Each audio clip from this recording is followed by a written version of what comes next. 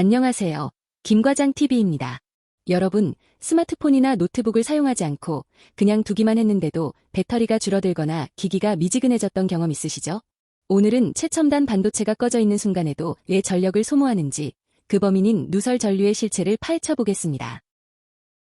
현대 CPU에는 무려 수십억 개의 트랜지스터가 집적되어 있습니다. 원래 트랜지스터는 아주 작은 스위치라서 꺼졌을 때는 전기를 완전히 차단해야 하는 게 이상적이죠. 하지만 실제로는 모든 트랜지스터에서 아주 미세한 전류가 새어나옵니다. 비유하자면 수도꼭지를 꽉 잠갔는데도 물이 한 방울씩 새는 것과 같습니다. 이 작은 누설이 수십억 군데에서 동시에 일어나면 배터리를 갉아먹고 기기를 뜨겁게 만드는 거대한 문제가 됩니다. 누설을 이해하려면 먼저 현대전자공학의 핵심인 모스펫 트랜지스터의 구조를 알아야 합니다. 트랜지스터는 전류 흐름을 제어하는 디지털 스위치인데요. 소스는 전자가 출발하는 곳이고 드레인은 전자가 도착하는 곳이죠. 그 사이에서 흐름을 제어하는 문이 바로 게이트입니다. 이 게이트 아래에는 게이트 산화막이라는 핵심 절연층이 있는데 스위치가 꺼졌을 때 전자가 새지 않도록 막는 방어벽 역할을 합니다. 하지만 실제 트랜지스터는 꺼진 상태에서도 완벽하게 차단되지 않습니다. 전자는 의도치 않은 여러 경로를 찾아내 누설 전류를 발생시키죠. 주요 경로는 세 가지입니다. 첫 번째 경로는 섭스레숄드 리키지라고 부르는 문턱 전압 이하 누설입니다. 소스에서 드레인으로 채널을 통해 그냥 흘러버리는 경우를 의미합니다. 두 번째 경로는 게이트 누설로 절연막을 통과하여 기판으로 새어나가는 경우입니다. 마지막 경로는 접합 누설로 드레인과 기판 사이의 접합부에서 발생하는 전류입니다. 그럼 누설 전류를 발생시키는 원인은 무엇일까요? 첫 번째 범인은 열 에너지입니다. 물리학적으로 온도는 분자 운동의 척도이며 절대 0도 이상의 모든 물질에서 전자들은 끊임없이 진동합니다. 이 진동 때문에 일부 전자들은 게이트가 쳐놓은 에너지 장벽을 뛰어넘을 만큼 충분한 에너지를 얻게 됩니다. 댐이 물을 막고 있어도 일부 물 분자가 열을 받아 증발의 댐을 넘어가는 현상과 비슷하죠.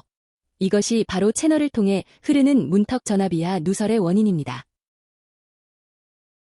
두 번째 범인은 완벽하지 않은 물질입니다.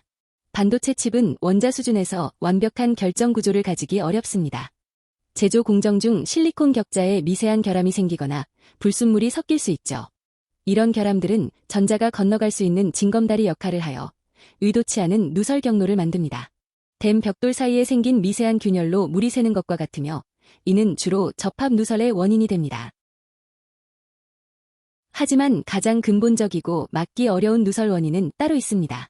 온도가 절대 0도이고 물질이 완벽하게 순수하더라도 전자는 절연막을 유령처럼 통과해버릴 수 있습니다. 우리가 경험하는 것이 세계의 물리법칙인 고전 물리학으로는 도저히 설명할 수 없는 현상이죠. 해답은 미시 세계를 지배하는 양자역학에 있습니다. 양자역학에서 전자는 당구공 같은 입자인 동시에 위치가 특정되지 않은 확률 파동의 성질을 가집니다. 이 상태는 파동함수로 기술되죠. 가장 중요한 포인트는 이 파동이 에너지 장벽을 만났다고 해서 그 경계에서 갑자기 툭 끊어지며 소멸하지 않는다는 점입니다. 트랜지스터의 게이트 산화막은 전자의 흐름을 막는 장벽입니다. 하지만 전자의 확률 파동은 장벽 안으로 스며들 수 있고 장벽 두께가 충분히 얇다면 파동의 일부가 장벽 반대편에 나타나게 됩니다. 이것이 바로 양자 터널링입니다. 전자가 장벽을 물리적으로 뚫는 게 아니라 반대편에서 발견될 확률이 존재하는 것이죠. 이것이 게이트 누설의 가장 핵심적인 원인입니다. 반도체 산업의 심장인 무어의 법칙에 따라 트랜지스터 크기는 기하급수적으로 작아졌습니다. 이 과정에서 게이트 절연막 두께는 원자 몇 개 수준까지 얇아졌죠. 이렇게 극도로 얇아진 절연막은 전자의 확률 파동에게 더 이상 넘을 수 없는 벽이 아니라 쉽게 통과할 수 있는 반투명한 막처럼 작용하게 되었습니다. 이것이 현대나노 전자공학에서 게이트 누설이 피할 수 없는 숙제가 된 이유입니다. 양자 터널링은 자연의 근본 법칙이라 없앨 수는 없습니다. 대신 엔지니어들은 이 현상의 확률을 줄이는 방식으로 접근합니다. 새로운 물질에 도입하여 절연막의 특성을 바꿔 터널링을 막을 수 있습니다. 새로운 구조를 설계하여 트랜지스터의 형태 자체를 바꿔 제어력을 높일 수 있습니다. 그 해결책 중 하나가 하이케이 물질입니다. 기존의 이산화규소 대신 유전율이 훨씬 높은 산화 하프늄 같은 물질을 사용합니다. 이 물질은 정기적으로는 동일한 성능을 내면서도 물리적으로는 훨씬 더 두꺼운 절연막을 만들 수 있게 해줍니다. 두꺼워진 장벽은 전자가 터널링할 확률을 기하급수적으로 낮춰 게이트 누설을 효과적으로 억제합니다. 구조의 혁신도 일어났습니다. 2차원 평면 구조의 한계를 넘기 위해 채널을 물고기 지느러미처럼 수직으로 세운 핀팩 구조가 개발되었습니다. 게이트가 채널의 3면을 감싸기 때문에 전자의 흐름을 훨씬 더 강력하고 정밀하게 제어할 수 있죠. 스위치를 껐을 때 채널을 더욱 확실하게 차단하여 문턱 전압이야 누설을 획기적으로 줄여줍니다. 누설 전류를 제어하는 것은 반도체 기술 발전의 가장 핵심적인 과제입니다. 트랜지스터가 원자 단위까지 작아짐에 따라 엔지니어들은 게이트 올 어라운드 같은 새로운 구조를 끊임없이 탐구하고 있죠. 이 싸움은 단순히 전력을 아끼는 걸 넘어 더 빠르고 효율적인 인공지능과 양자 컴퓨팅 등 미래 기술의 가능성을 여는 원동력이 될 것입니다. 오늘 배운 내용을 요약해 볼까요? 누설 전류란 꺼진 상태의 트랜지스터에서 원치 않게 발생하는 미세 전류입니다.